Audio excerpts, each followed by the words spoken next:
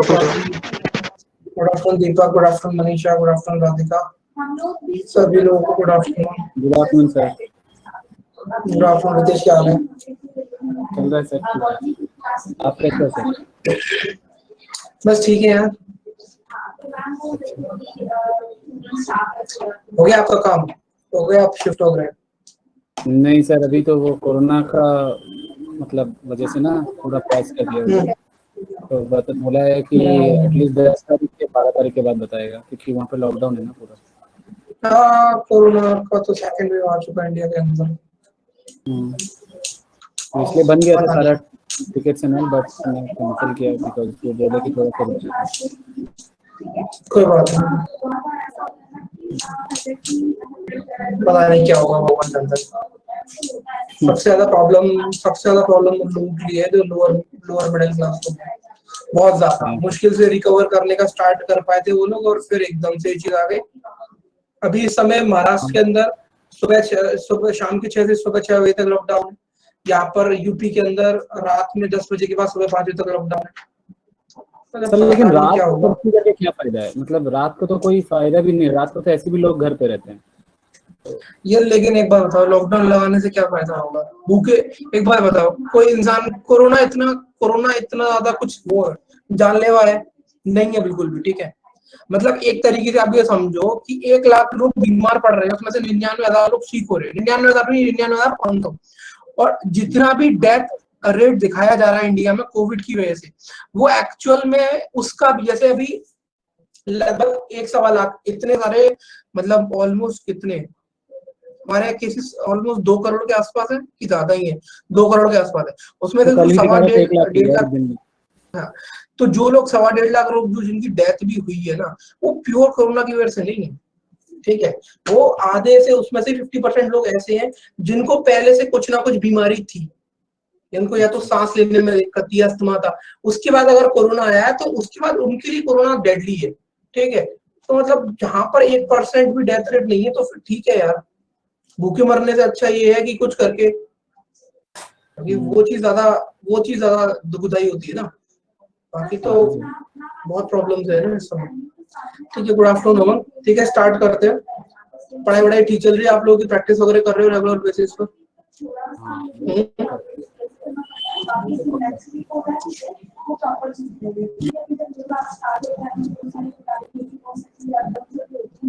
ठीक है, चलो।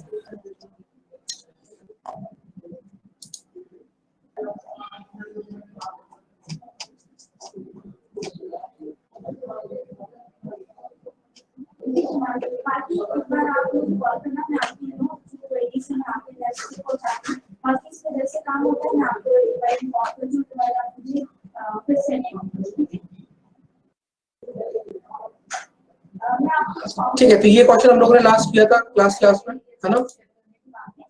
ये वाला क्वेश्चन किया था हम लोगों ने।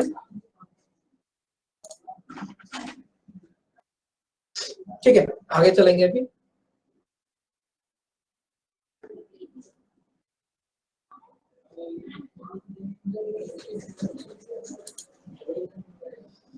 चलो देखो ये क्वेश्चन,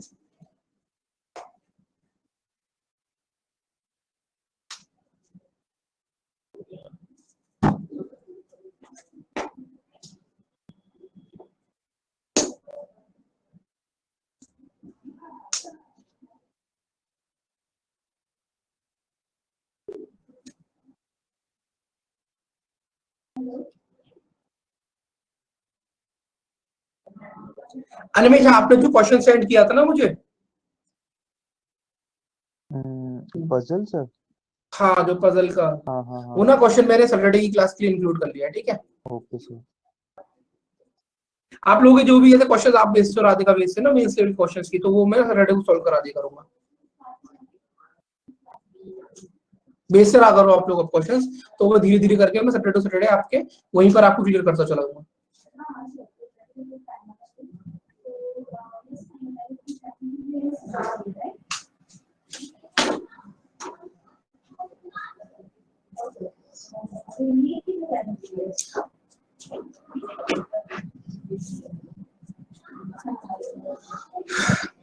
तो लास्ट वीक का मॉक टेस्ट दिया था सैटरडे को आप लोगों ने बैंक वाला?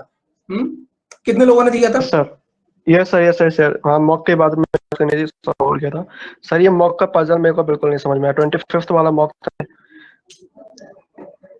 ये 25th के रीजनिंग मेरे को सर बिल्कुल पल्ले नहीं पड़ी सर, रीजनिंग मेरे को नहीं पड़ी। आपने सेट किया था ये वाला 25th 27th वाली मॉक टेस्ट था ना ये? नहीं 25th थी सर ये वाली। 27th को था मॉक टेस्ट। 27 सैटरडे को ही तो गया होगा मॉक टेस्ट।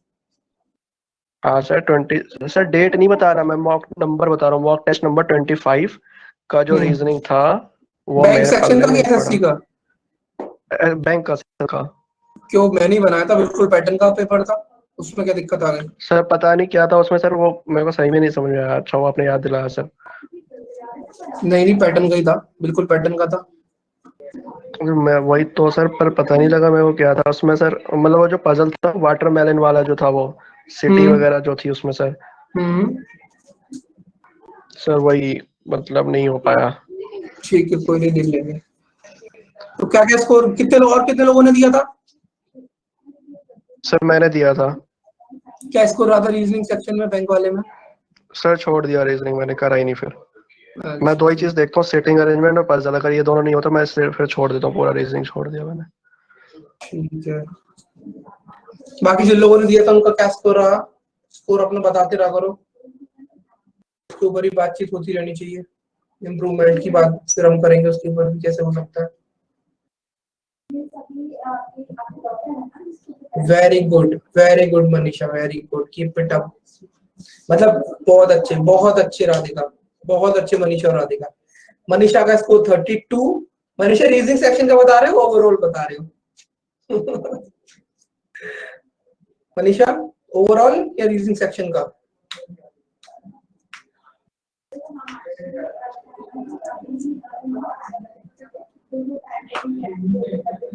बहुत अच्छे बेटा, कीप इट अप।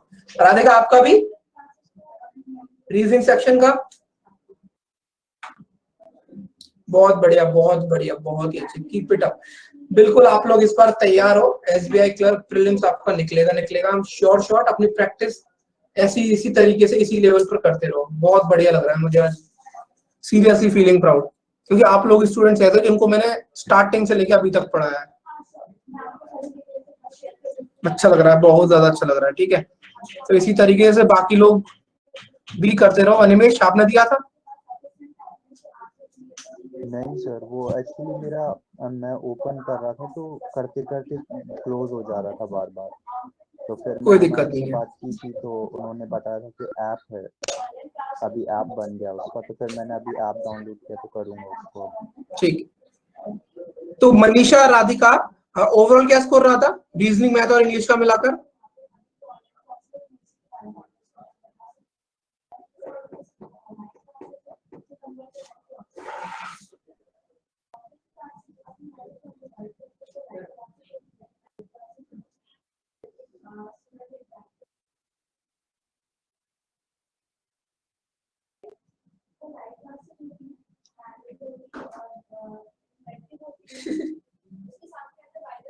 बाकी सेक्शन क्यों नहीं करे मनीषा?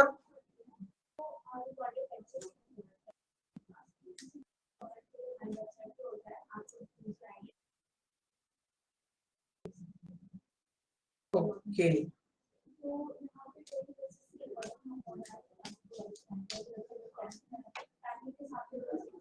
राधिका इंग्लिश के लिए ना, जैसे बहुत से लोग क्या करते हैं, इंग्लिश से बचते हैं। ठीक है, अगर बेटा आपका सब चीजें इतना अच्छा है तो इंग्लिश पे भी थोड़ा फोकस करो उसमें, ठीक है ना?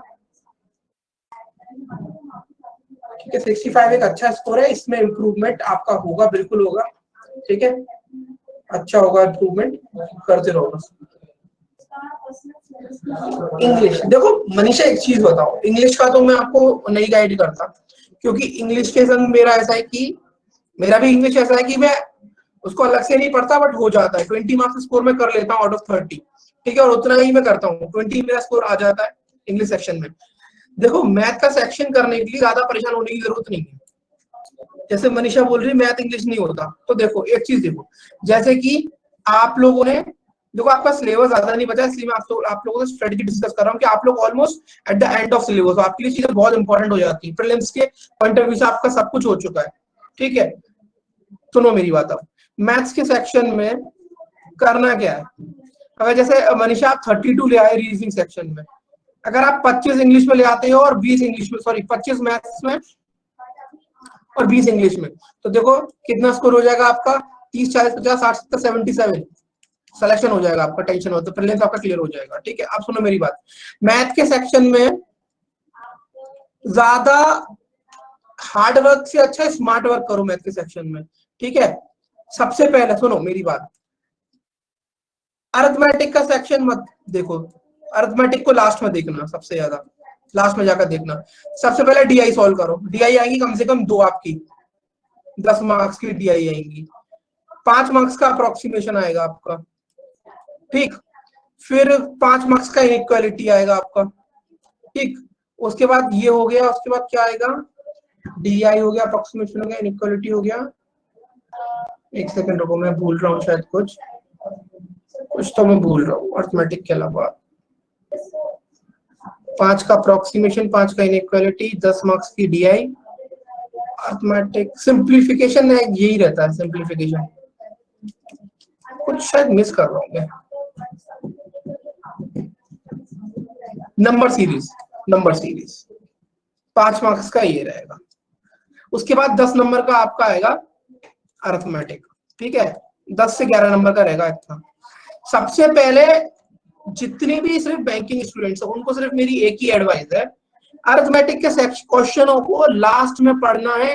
पहले बेटा इस 25 में से कम 23 नंबर बनाने की कोशिश करनी है, 25 में से 23 बनाने की कोशिश करनी सबसे पहले, ठीक है। उसके बाद आपके पास 100% टाइम बचेगा ही बचेगा, इसकी मेरी गारंटी, क्योंकि इसमें आपको ज्यादा टाइम नहीं लगेगा, हार्डली 13 से 14 मिनट में आप इतना पार्ट कर लोगे। उसके बाद क्वेश्चन करो प्रॉब्लम ऑन एजेस का, टाइम एंड वर्क ट्राई करो, ठीक है। उसके बाद इसके बाद आप ट्राई करो परसेंटेज, प्रॉफिट लॉस का क्वेश्चन, रेशियो का क्वेश्चन। 3 से 4 क्वेश्चन यहाँ से हो जाएंगे। 25 से 26 आराम से नंबर आपके बहुत प्यार से आ जाएंगे 26 नंबर मैथ में, बिना हेडेक लिए, किसी भी तरह का हेडेक लिए 26 नंबर मैथ में बहुत आराम से आ जाएंगे, बिना किसी टेंशन, बिना किसी प्रेशर की, अगर ये स्ट्रेटेजी फॉलो करोगे तो। अरिथमेटिक का क्वेश्चन अगर आपने पहले पढ़ना शुरू किया, देखो मैं ये नहीं बोल रहा अरिथमेटिक आपको करना नहीं, अच्छे से करना है, आपको पूरा आना चाहिए, लेकिन एग्जाम में अपने स्कोर को मैक्सिमाइज कैसे करना है उसकी स्ट्रेटेजी आपके पास होनी चाहिए, ठीक है। तो इसलिए पहले अरिथमेटिक बाद में करो। अगर अरिथमेटिक पहले करोगे तो ना इन सब में अटेम्प्ट कम कर पाओगे, DI, approximation, inequality, number series में, ठीक है। यहाँ पर आप क्या बोलते हैं, अटेम्प्ट कम कर पाओगे, तो स्कोर फिर वो 20 21 22 रह जाएगा। लेकिन अगर पहले इन क्वेश्चनों को कर लोगे तो स्कोर आपका मैक्सिमाइज हो जाएगा। ऐसे ही अगर आप 30 नंबर और 25 नंबर इन दोनों में ले आए, मतलब 55 नंबर ले आए 70 में से, उसमें 20 नंबर ले आओ, 18 से 20 नंबर, 70 से ऊपर स्कोर आ जाएगा 100 में से, तो आप निकाल लोगे पेपर, ठीक है। समझ आ रहा है? इस अप्रोच को फॉलो करो। राधिका, मनीषा, आप लोगों का स्कोर बहुत अच्छा है बेटा, आप लोगों से उम्मीद भी है कि आप लोग प्रीलिम्स क्लियर करोगे इस बार, गारंटी है, तो पूरी उम्मीद है मुझे, ठीक है। और एक चीज और राधिका और मनीषा, ये जो स्कोर आया है, कोशिश ये करनी है आप दोनों लोगों को कि आप इस स्कोर को ना कांस्टेंट रखना है। मतलब मेरा कहने का मतलब ये है कि जैसे मनीषा आपका स्कोर बहुत अच्छा है 32, तो कोशिश करनी है कि अब हर बार आप जो आपके स्कोर की रेंज है वो 29 30 31 32 यही रहनी चाहिए, इससे नीचे नहीं गिरनी चाहिए। और राधिका आप कोशिश करो कि आपका स्कोर 28 से हमेशा ऊपर रहे, और अगर ऊपर और जा सकते तो बहुत अच्छी बात है। आरबीआई अटेंडेंट के एग्जाम में मैं आपको एक चीज बोल रहा हूँ, वहां पर एक चीज है कि आपका करंट आएगा, है ना। आप मैथ और रीजनिंग में तो अच्छा स्कोर कर लोगे, लेकिन यहाँ पे आपको करंट भी अच्छे से अटेम्प्ट करना पड़ेगा, तब जाके पेपर निकलेगा, ठीक है। और वो आप फिर से मैं एक ही बात बोलूंगा, वो आप लोगों को पता है कि आपका कितना प्रिपेयर है, ठीक है। बाकी मैथ और रीजनिंग आप दोनों लोग कर लोगे, इतनी गारंटी है। और बाकी लोगों ने मुझे अपना स्कोर नहीं बताया, इसलिए इन दोनों से मुझे काफी उम्मीद है। बाकी लोग भी आप mock test time to time दो, आप लोग अब उस लेवल पे पहुंच चुके हो कि जहां से आपकी सेल्फ स्टडी से ज्यादा इंपॉर्टेंट है मॉक देना और उसका एनालिसिस करना। अभी आपका समय आ चुका है कि एक सीढ़ी से दूसरी सीढ़ी पर आप कदम रखना स्टार्ट कर दो, ठीक है। उम्मीद करता हूँ इस वीक से सब लोग मॉक टेस्ट देना, हम लोग डिस्कशन करा करेंगे, ठीक। चलो ठीक है, तो ये क्वेश्चन था, इसको देखते हैं।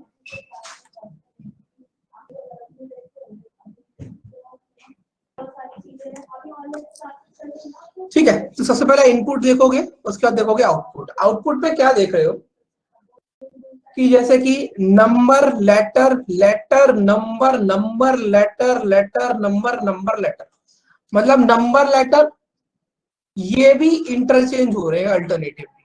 ठीक, उसके बाद अगर आप ध्यान से देखोगे यहाँ पर,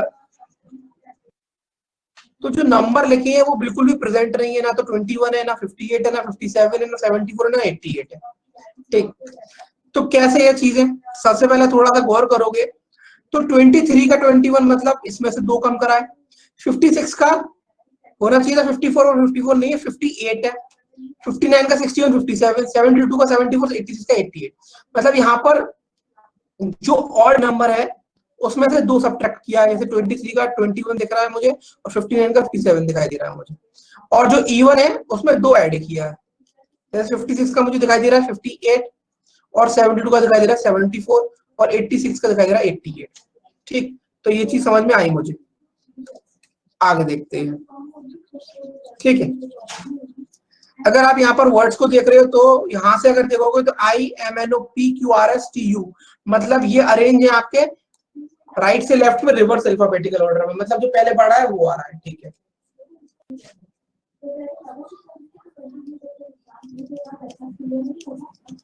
ठीक, अब आगे देखते हैं। स्टेप नंबर 1 देखोगे तो इन्होंने यहां से 86 को उठाया है, आगे लेके आए हैं, उसके बाद इंफॉर्मेशन को भी उठा के आगे रख लिया और बाकी का एज इट इज लिख दिया। मतलब एक बार में 2 चेंज हो रहे हैं और दोनों चेंजेस एक साइड से ही है।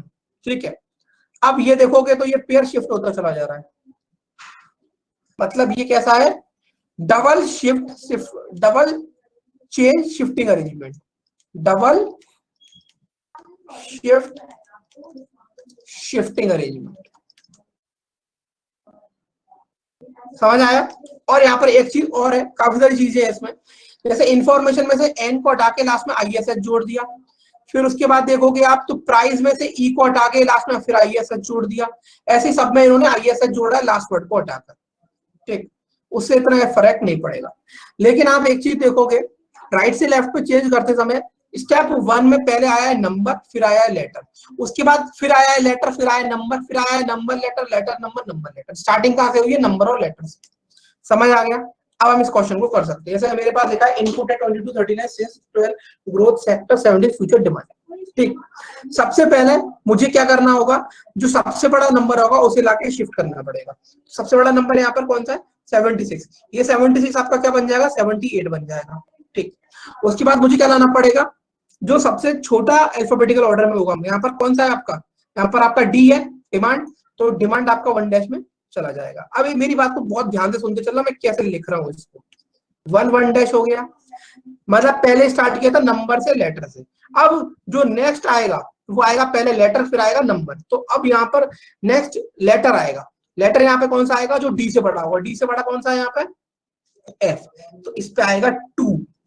ठीक, उसके बाद 76 से छोटा कौन सा है यहाँ पे, उसके बाद 76 छोटा है 39, 39 पे आएगा 2 डैश। आई बात समझ में? पहले नंबर लेटर था फिर लेटर नंबर, अब वापस से क्या हो जाएगा, नंबर और लेटर। अब इस पे आ जाएगा 3, इसके बाद अब एफ के बाद आएगा जी, इस पे हो जाएगा 3 डैश, मतलब नंबर लेटर। अब फिर से आएगा लेटर, अब लेटर कौन सा हो जाएगा आपका, सेक्टर, और इसमें सेक्टर हो जाएगा तो 4 इस पे आ जाएगा। अब आएगा नंबर, नंबर कौन सा होगा 22, 4 डैश। अब आएगा नंबर, इस पे आ जाएगा 5, इस पे आ जाएगा 5 डैश। समझ आया सब लोगों को? समझ आया बेटा?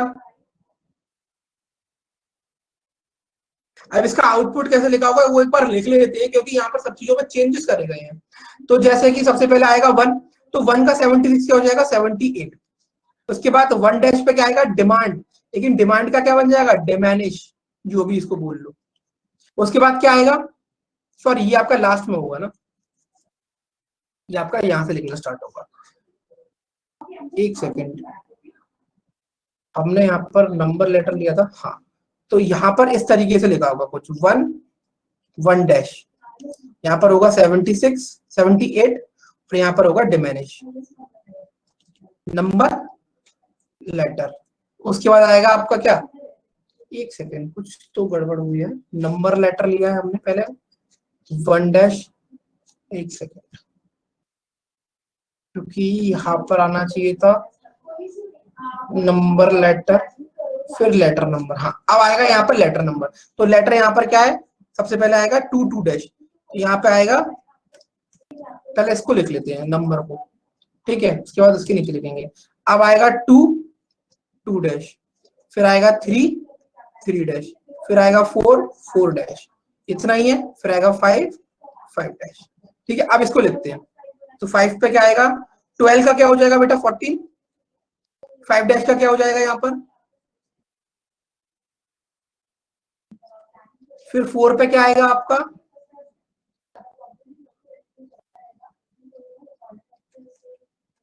फोर डैश पे क्या आएगा आपका 24, फिर 3 पे क्या आएगा आपका 23, उसके बाद 3 डैश पे क्या आएगा, ठीक, उसके बाद क्या आएगा, फिर 2 पे क्या आएगा यहाँ पे फ्यूचरिश। क्या समझ आ रहा है बेटा सब लोगों को, एक बार बता दो।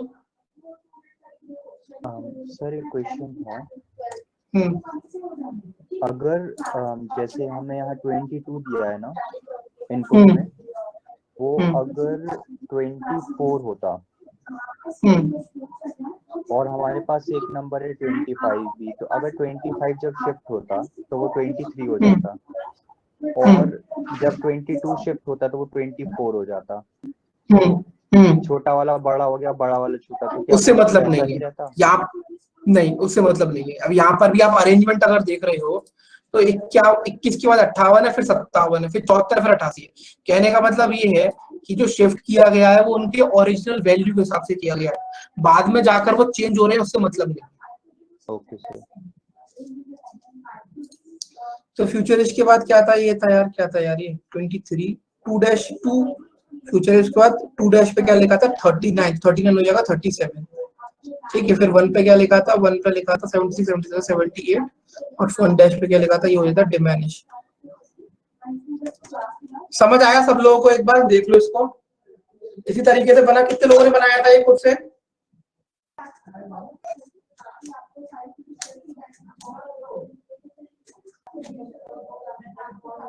यही बन के आया था Manisha. Very good among, keep it up Nimesh, keep it up Manisha. चलो बढ़िया, क्वेश्चन देख लेते हैं इसके ऊपर। Which step number would be the following output, ये वाला कौन सा होगा, ठीक। तो इसमें आपको एक चीज जरा नोटिस करनी पड़ेगी, जैसे कि आपको ये पता है कि जो फ्यूचरिश है ना, आप देखो ये स्टेप नंबर 2 होगा नहीं होगा, स्टेप नंबर 2 होगा, क्योंकि फ्यूचरिश तो स्टेप 2 में चेंज होगा।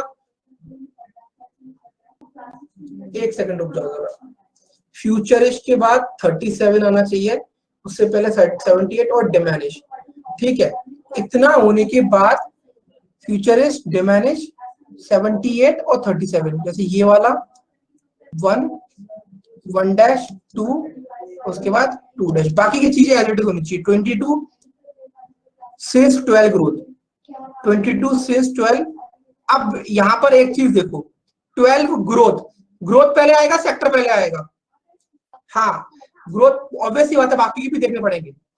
12 ग्रोथ सेक्टर है ना, और यहां पर क्या दिया है 12 सेक्टर ग्रोथ, ये पहले आना चाहिए था और ये बाद में आना चाहिए था। समझ में आई है बात, क्योंकि वो थोड़ी ना चेंज होंगे, समझ रहे हो ये बात, नहीं समझ रहे, इसमें थोड़ी ना कुछ चेंज होता है चीजों में।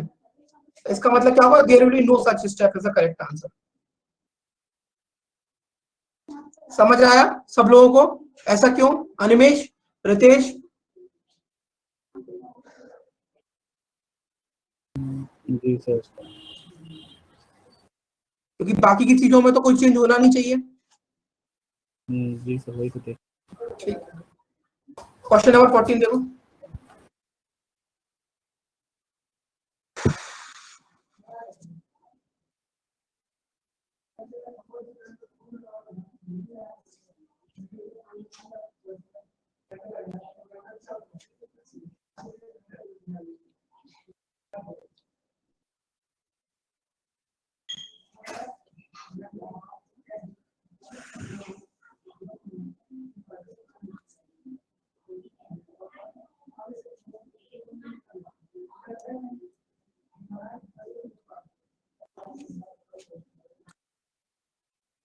How many elements, words or numbers are there between futuration 24 as they appear in the last step of the output?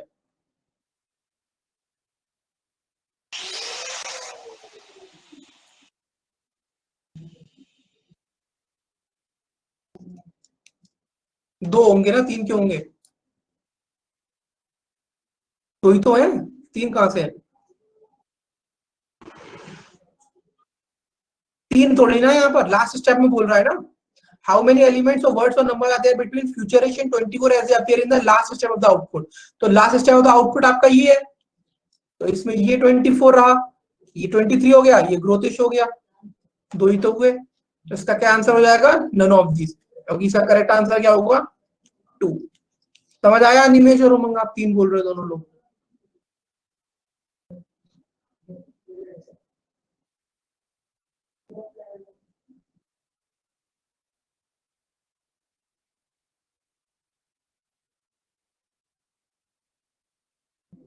हाँ सर 2 आ रहा है। What is sum of the number which is second from the right and fourth from the left in the third step? तो third step में पहले तो हमें देखना पड़ेगा कि थर्ड स्टेप में क्या क्या चीजें हैं। तो थर्ड स्टेप में अगर मैं जाऊंगा, आपको इतना पता होना चाहिए, थर्ड स्टेप जैसे आपका जो थर्ड स्टेप होगा, तो थर्ड स्टेप में आपका यहां तक अरेंजमेंट हो चुका होगा, ठीक है।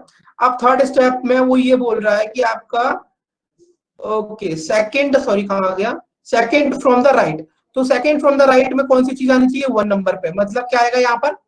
ध्यान देना बेटा, यहाँ पर 76 आएगा या 78 आएगा? बताओ।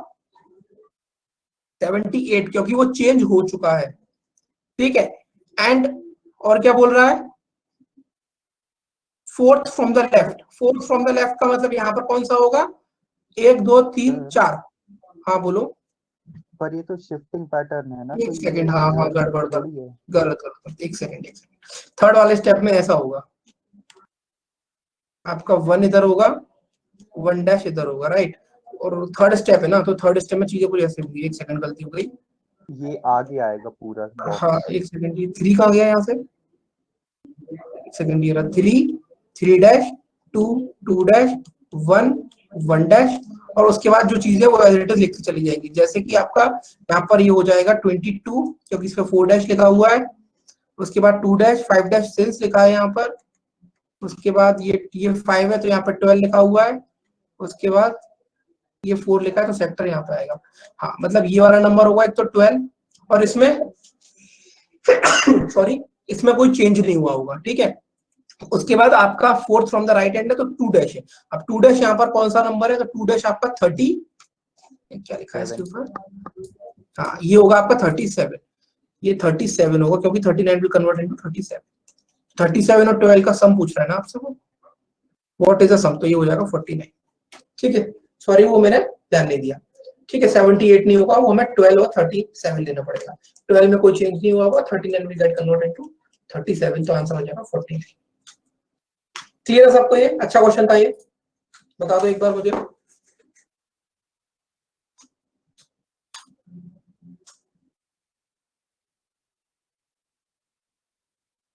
चलो ठीक है।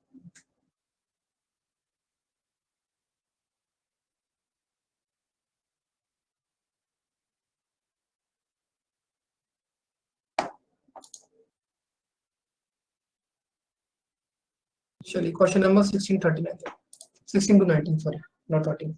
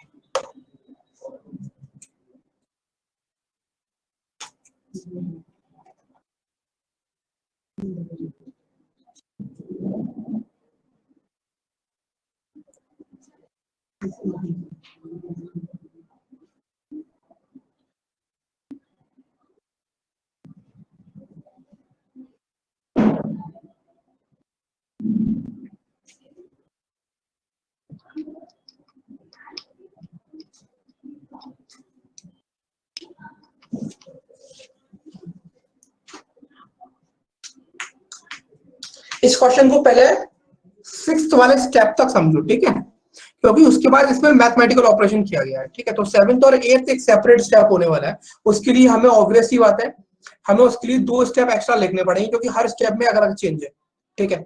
तो बेसिकली 1 to 6 आपको पहले देखना है, उसका हम शॉर्टकट फटाफट से कर सकते हैं, बट बाद में जो आउटपुट आएगा उसको 7, उसके मतलब जो नेक्स्ट 2 स्टेप्स है उसे हमने ब्रेक करके लिखना पड़ेगा।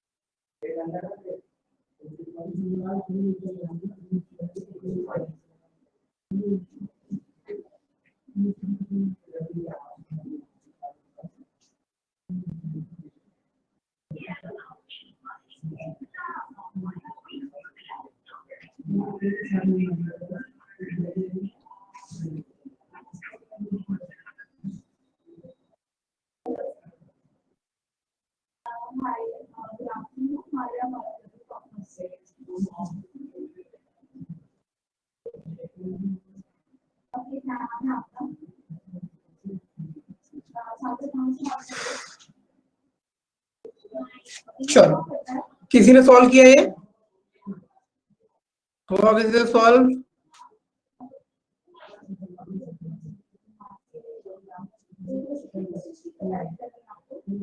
सर बस वो हाँ, लार्जेस्ट नंबर में कन्वर्ट नहीं हो रहा, बाकी तो हो गया। चलो उसको भी देख लेंगे, कोई दिक्कत नहीं है, ठीक है। उसमें क्या है देखते हैं एक बार, क्या करा इन्होंने ऐसा कुछ।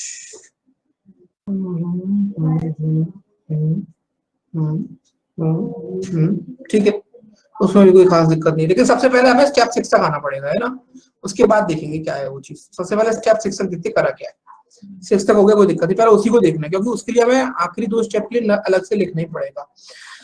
तो यहाँ पर एक चीज देखी जाए पहले, तो जैसे ए आई ओ फिर से विचार, मतलब पहले वोवल अरेंज करे इन्होंने, उसके बाद consonant, and then there is something about numbers। Numbers का क्या किया हुआ है, 18, 21, 29 सिंपल नंबर्स को इन्होंने असेंडिंग ऑर्डर में अरेंज करा, छोटे से बड़ा, ठीक।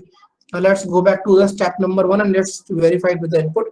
तो पहले इन्होंने एस को आगे लेके आया, ठीक है। उसके बाद 29 ओट 45 ले पाइस 18 भी चला गया, 21 मतलब 2 चेंजेस करेगा यार, ठीक है, 2 चेंजेस। उसके बाद यहाँ पर इधर से फिक्स चल रही है चीजें, यहाँ से शिफ्ट हो रहा है, तो मतलब दोनों मेथड यूज करेगा, एक ही क्वेश्चन में दो मेथड।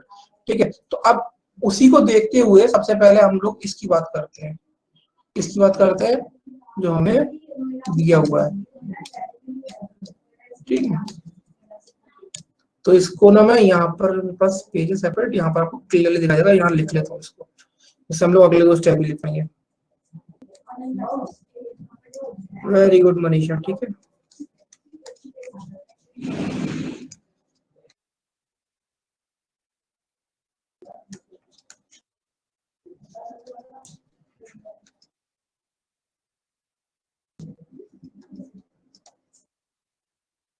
चलो तो सबसे पहले क्या करना है, सबसे पहले लेके आना है हमें सबसे छोटा वोवल। तो सबसे छोटा वोवल कौन सा होगा इसमें, ईट।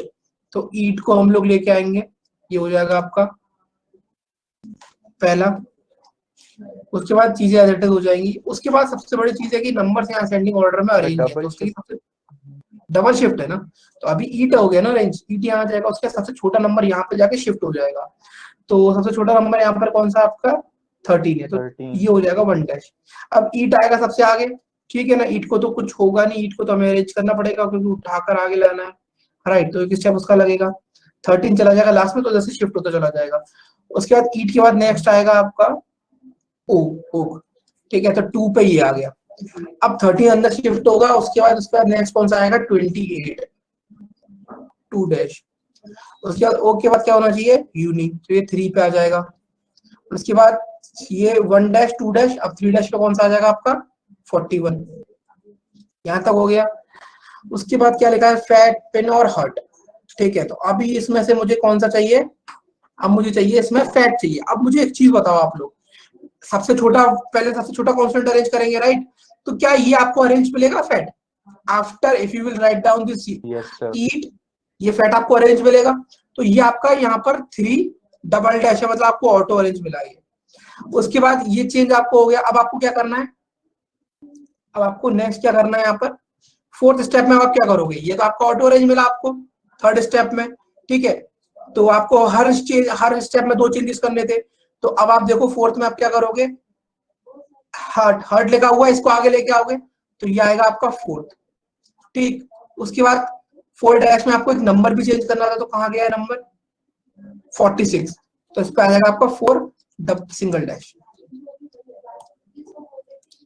उसके बाद क्या है, अब आपका बचा 5th स्टेप। तो 5th स्टेप में क्या होगा आपका, आपको पिन को अरेंज करना पड़ेगा, राइट, लेकिन पिन आपका ऑलरेडी अरेंज्ड है सर। ठीक, तो ये 4 डबल डैश में हो गया। अब 5th स्टेप में क्या करना पड़ेगा आपको, अब आपको 93 लिखा है और 94 लिखा है, तो इसका मतलब आप 93 को अंदर लेके आओगे, तो ये क्या हो जाएगा आपका 5th स्टेप लग जाएगा इसके लिए। और जब इसके अंदर 5th स्टेप लग जाएगा, तो 1 डैश 2 डैश 3 डैश 4 डैश, 94 आपका बीच में लिखा होगा, ठीक है, आपको 94 को भी उठाकर बाद में लेके जाना पड़ेगा। तो आपको सिर्फ इसके लिए 2 अलग से स्टेप लग रहे हैं, समझ आ रहा है, क्योंकि 5th स्टेप में आपको अरेंज नहीं मिलेगा। समझ में आया यहाँ तक सब लोगों को, स्टेप्स इतने ही आएंगे यहाँ तक, ठीक, हाँ बताइए। स्टेप्स तो इतने ही आए, पर जो पिन है वो भी थर्ड स्टेप में ही अरेंज हो गया ना, तो उसको हम 4 डबल डैश लिखेंगे या 3 डबल डैश, ट्रिपल डैश? एक सेकंड 3 डबल डैश में अरेंज हुआ था, एक सेकंड रुको, फिर थर्ड वाले स्टेप पे ही जाते हैं। फैट के बाद 3 डबल डैश के बाद एफ एन एम, अरे लेकिन एच करना था ना, पहले एच को लेके आएंगे ना। अच्छा हाँ हाँ हाँ, मैं नंबरिंग गलत डाल दी शायद। तो ये आपका 4th हो जाएगा, ठीक है। इसके बाद आपने ये यहाँ तक अरेंज कर लिया था, फिर 4 डैश के लिए आपको नंबर चाहिए था, 1 डैश 2 डैश 3 डैश, 4 डैश पे क्या आएगा 3 डैश 41, ये हो जाएगा 46, ठीक। अब आपको ये अब पिन अरेंज मिल जाएगा, अब ऑटो अरेंज हुआ है, हाँ ओके ठीक है। अब इसके बाद 4 डबल डैश, अब 5th स्टेप जब आप लिखोगे तो आपको 93, अब यहाँ पर एक चीज देखो, ये 94 93 बीच में लिखे होंगे, तो 93 को आपको लेके जाना पड़ेगा लास्ट में, और उसके बाद 94 आपका बीच में लिखा होगा, तो इसको लेके जाना पड़ेगा लास्ट में 6 में, ठीक है। अब यहाँ पर एक बार लिख लेते हैं, जैसे कि आपका 1 डैश यहाँ पर होगा, 2 डैश यहाँ होगा, 3 डैश यहाँ होगा, 4 डैश यहाँ होगा, 5 और 6 आपके यहाँ पे होंगे, राइट। तो अब इस, और यहाँ पर आपकी चीजें कैसी होंगी, अभी लिख ही लेते हैं। कहाँ गया 1, 1 पे आपका आएगा यहाँ पर ईट, ये तो एज यहाँ से लिखना स्टार्ट होगा। उसके बाद आपका आएगा 2 पर क्या है ओक, उसके बाद 3 पे क्या है आपका यूनी, 4th पे क्या है आपका 3 डबल डैश देखेंगे तो फैट लिखा हुआ है, फिर हर्ट और फिर आपका क्या है पिन। ठीक, अब पॉइंट ये है कि नंबर आपको लिखने पड़ेंगे ना, क्योंकि बेसिकली सारा काम नंबरों के संग है, क्योंकि ये आपका स्टेप नंबर 6 हो जाएगा। 7वां और 8वां स्टेप आपको बनाना पड़ेगा, तो उसके लिए आपको लिखना ही पड़ेगा, आपके पास कोई ऑप्शन नहीं बचेगा इसमें। ठीक है, तो यहाँ पर आपका आएगा 1-30, यही है ना, एक बार देख लेते हैं। ठीक है, फिर आपका 28, फिर आएगा आपका 41, 46, 93, 94। अब यहाँ पर क्या कर रहा है वो देखो, जैसे कि स्टेप 7 में आप जाओगे तो इनको तो एज इट इज लिखा हुआ है ना यहाँ पे, इसमें से कुछ करा ही नहीं है चेंजेस इसमें। इनको कैसे लिख रखा है, जैसे V होता है आपका 22 तो उसको उठा के यहाँ लिख दिया, S होता है 19 इसको उठा के यहाँ लिख दिया, L होता है 12 इसको यहाँ लिख दिया, O होता है 15 यहाँ लिख दिया, I होता है 9 यहाँ लिख दिया, A होता है 1 ऐसे लिख दिया। जैसे कि यहाँ पे देखो पिन कितना होता है 16 यहाँ आ गया, उसके बाद H कितना होता है 8 यहाँ आ गया, F कितना होता है 6 यहाँ आ गया, U कितना होता है TUV 21 यहाँ आ गया, O कितना होता है 15 यहाँ आ गया, E कितना होता है 5 यहाँ आ गया, और बाकी ये नंबर तो आपके एज इट इज लिखे हुए थे।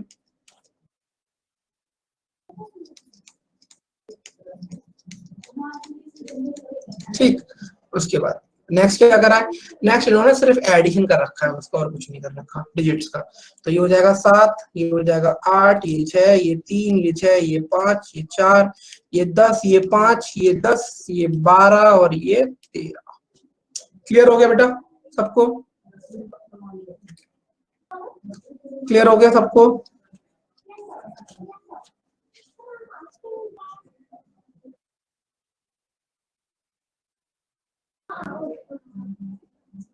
ठीक है, चलो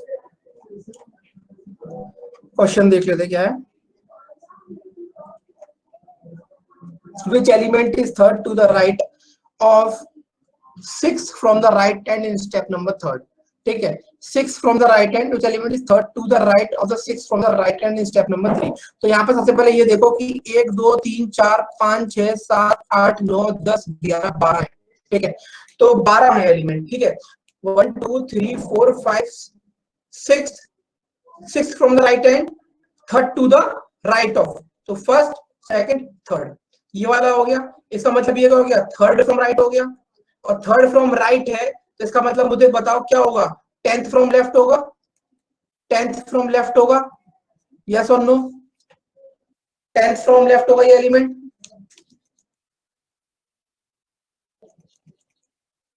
ठीक है, तो 10th फ्रॉम लेफ्ट है, तो ये चीजें कैसे होंगी वो देखो। ऑब्वियसली बात है थर्ड स्टेप है ना, तो थर्ड स्टेप में 1 आपका यहाँ पर क्या आएगा, नंबर अरेंज थे तो यहाँ पर आएगा 1 डैश, यहाँ पे आएगा 2 डैश, यहाँ पे आएगा 3rd डैश। ठीक, तो ये वाला नंबर होगा करेक्ट आंसर, नहीं होगा? ये वाला नंबर करेक्ट आंसर होगा या नहीं होगा ये बताओ, क्योंकि बाकी के तो जो 9 एलिमेंट है वो यहाँ पे होंगे, और ये 1 डैश थर्ड स्टेप में यहाँ जाएगा। तो 1 डैश पे क्या लिखा हुआ है बेटा, 1 डैश देखो यहाँ पे, 1 डैश किस पे लिखा है, 1 डैश लिखा 13 पे, 13 आपका करेक्ट आंसर। समझ आया? अनिमेश, रितेश, दीपक, मनीषा, पूर्वी, राधिका, रफनीत, स्वाति, उमंग, बता दो, इतने चुप चुप क्यों बैठे हो? टॉपिक थोड़ा सा ऐसे ही है ना? अच्छा, मजा आ रहा है इस टॉपिक में कि ठीक है पढ़ना पड़ रहा है मेरे इसके लिए? बता दो असलियत बयान कर दो। थोड़ा अजीब, ठीक है, टॉर्चर है सर चलो कोई बात नहीं, टॉर्चर समझ में आ गया ना, पदम पेपर में स्कोर हो जाना चाहिए। चलो ठीक है, मनीषा को सबसे ज्यादा मजा इसी में आ रहा है, उमंग का दिमाग खराब हो गया, राधिका को ठीक लग रहा है, रितेश कह रहा है अभी नहीं बाद में बताऊंगा। ठीक है, चलो ठीक ही है, कोडिंग डिकोडिंग से तो बेटर ही है चलो नेक्स्ट क्वेश्चन देखो, how many number of words are there between uni and 41 in step number 6। Step number 6 में यूनी और 41 के बीच में कितने हैं? तो बेसिकली यूनी और 41 को आपने स्टेप नंबर 6 तो आपने लिख लिया ही है, तो देख लो यहां पर यूनी और 41, तो 1 2 3 4 5 है, ठीक है। तो यहाँ पर आंसर क्या हो जाएगा? More than 3। मैं सोच रहा हूँ हैंडल कैसे करना है, बाकी चीजें भी हैं, और मॉक में इसको थोड़ा रीजनिंग में इंक्रीज कैसे करूं।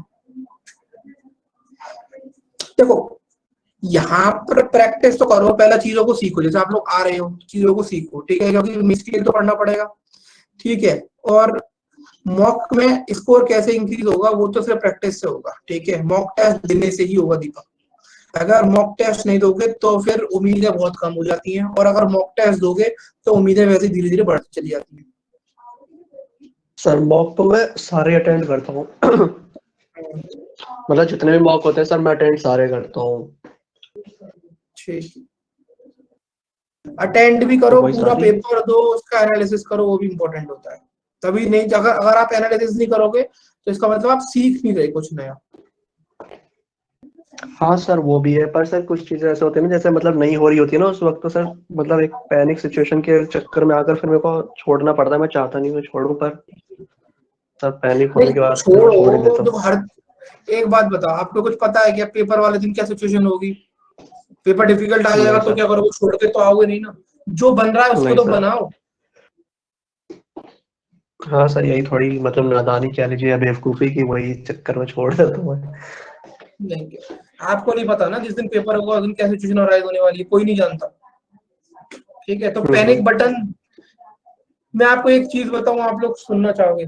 जैसे मेरे संग एक प्रॉब्लम होती थी जब मैं एग्जाम देता था, इवन अभी नहीं, मेरे संग दिक्कत होती थी, जैसे कि जब मेरा पेपर अगर मॉर्निंग सेशन में होता है, मुझे नींद नहीं आती रात में, मैं कितना भी सोने की कोशिश कर लूं मुझे नींद ही नहीं आती थी, ठीक। और मेरे संग ऐसा बहुत एग्जाम्स में हुआ, मैं सुबह पेपर देने जा रहा हूँ, मैं एग्जाम दे रहा हूँ इस तरीके से, आंखें खोल के, इस तरीके से आंखें खोल के, मैं कह रहा हूँ बस मेरा ये 2 घंटे भगवान मुझे बचा ले, मैं कंसंट्रेट कर पाऊँ अच्छे से, बाद में आके सो लूंगा। मैंने क्या किया फिर, मैंने कहा उस चीज पे मैं इंप्रूवमेंट नहीं कर पा रहा था, तो मैंने क्या किया, मुझे जब बहुत तेज नींद आ रही होती थी रात में या दिन में, तो मैं मॉक देता था उस टाइम पे, क्योंकि हमें हर तरह के सिनारियो के लिए अपने आप को तैयार करना पड़ेगा। मैं जब सबसे ज्यादा थका हुआ हूँ, क्या उस सिचुएशन में मैं थोड़ा ठीक कर सकता हूँ? अगर मैं ट्रेवल कर रहा हूँ 24 घंटे, सोया नहीं हूँ 2 दिन तक, अब मुझे एग्जाम भी देना है, तो मैं देख रहा हूँ, क्या बहुत बुरा नहीं, कम से कम ठीक ठाक कर रहा हूँ, क्या कट ऑफ क्लियर कर सकता हूँ? तो उस सिचुएशन के लिए भी आपको अपने आप को तैयार करना है, सारे सिनारियोस के लिए तैयार करो अपने आप को। बिल्कुल बिल्कुल बिल्कुल राधेगा, ठीक है। Okay sir. ये होता है, ज्यादातर लोगों के साथ होता ही है। चलो ठीक है, तो इसका आंसर हो जाएगा मोर देन 3। चलो इसका आंसर करो। हाँ, if in a certain way oak is related to fat in step number 4 and pin is related to 13 in step number 5, then in the same way it is related to what in step number 8। सबसे पहले आपको देखना पड़ेगा okay और fat के बीच में step number 4 में क्या रिलेशनशिप बन सकता है, ठीक है। तो सबसे पहले तो देखो कि ओक क्या बोला इन्होंने, ओक और फैट इन स्टेप नंबर 4, ठीक है, ओक और फैट स्टेप नंबर 4 में क्या रिलेशनशिप है। तो स्टेप नंबर 4 में अगर आप ओक और फैट के बीच में जाकर चेक करोगे तो सबसे पहली चीज ये है कि 1 2 3 डबल डैश और उसके बाद 4 और 4 डबल डैश, यहां तक कहानी पहुंच चुकी होगी आपकी 4th स्टेप में, राइट। तो उसके बाद ओक कहां पर है आपका 2 पे, ठीक है, और आपका ये क्या है, फैट बोला है, फैट कहां है आपका यहाँ पे। कहने का मतलब ये है कि ओक और फैट के बीच में 1 का गैप है स्टेप नंबर 4 में, ठीक है, ये बात समझ में आ गई। 1 का गैप याद रखना, ठीक है, 1 का गैप है। और pin and oak is related to 4 and step number 4 and pin related to 13 in step 5, pin 13 से रिलेटेड है, तो पिन देखते हैं स्टेप नंबर 5 में स्टेप नंबर 5 में पिन इज रिलेटेड टू 13, तो पिन आपकी लिखी होगी 4 डबल डैश है ना, राइट।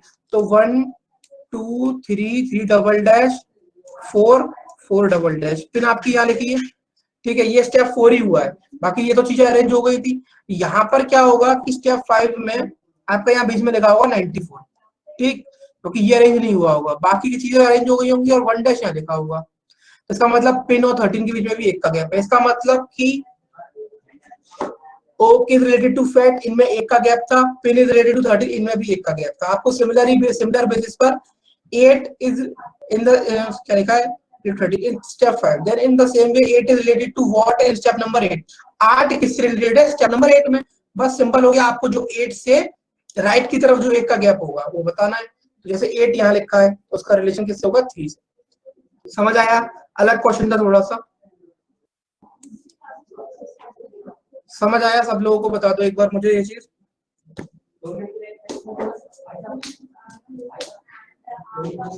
ठीक है, चलो क्वेश्चन नंबर 19 बता दो बेटा। What is the difference in the number which is fourth? अभी ये लोग आप सॉल्व करो, चलो सॉल्व करके आंसर दो मुझे इसका। What is the difference in the numbers in which what is the difference in the numbers which is fourth from the right end in step 6 and which is fourth from the right end in last step?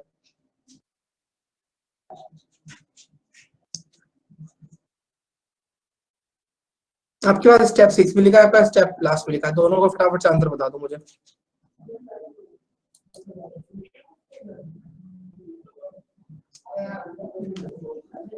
ठीक है, बाकी लोग भी answer करो। मनीषा ने answer कर दिया, ठीक, सही है आंसर 36 सब लोग, ठीक है।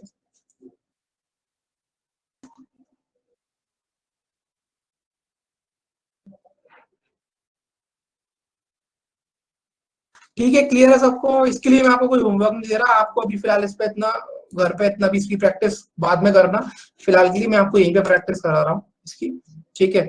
तो ये वाला क्वेश्चन नेक्स्ट सॉल्व करेंगे अगली क्लास में, उसका स्टार्ट करेंगे मैथमेटिकल इनपुट आउटपुट, ठीक है। क्लियर है अभी तक? यहाँ तक जितना भी करा मशीन इनपुट आउटपुट सब लोगों को बता दो मुझे एक बार। Yes sir. ठीक है, देख लो उमंग क्या बोल रहा है। What is difference number which is fourth from the right hand in step 6 and fourth from the right hand in last step, ठीक है। देखो नहीं सर, इसका नहीं, मतलब ये ओवरऑल ही आंसर, ये जो 8 स्टेप मेरा मिस हो गया था, ये लिखा है।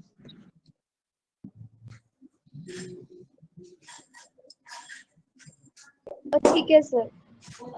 राधिका, इसके बाद आपको क्या पढ़ना है? पूरा सिलेबस तो कंप्लीट होने वाला है सर। बोलो। तो वैसे हमने इसके 8 स्टेप में नहीं सिंगल डिजिट किए, जो पीछे वाले डिजिट्स है उनको हमने सिर्फ प्लस ही किया, मतलब सिंगल डिजिट करने की जरूरत नहीं थी क्या? देखो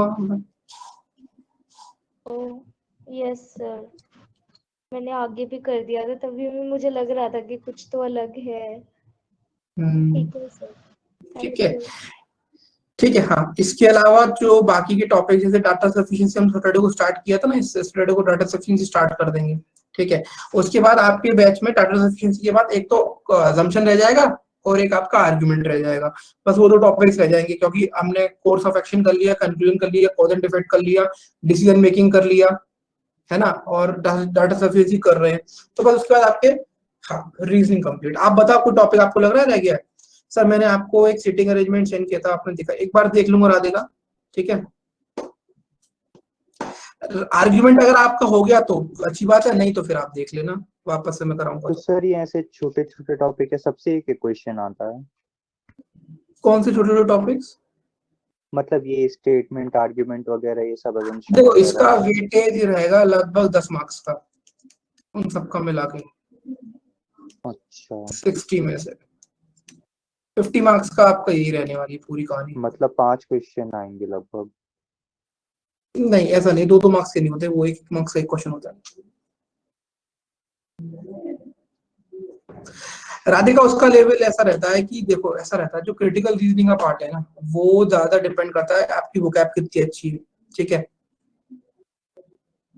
वैसे ये मार्क्स स्कोर किए जा सकते हैं ना सर, इसमें से आप 5 to 6 मार्क्स तो इजीली स्कोर कर लोगे, 4 मार्क्स के लिए थोड़ा सा आपको रीडिंग अपनी अच्छी करनी पड़ेगी, ठीक है, क्योंकि जो क्रिटिकल रीजनिंग का पार्ट है वो बेसिकली मेनली डिपेंड करता है आपका रीडिंग स्किल पर।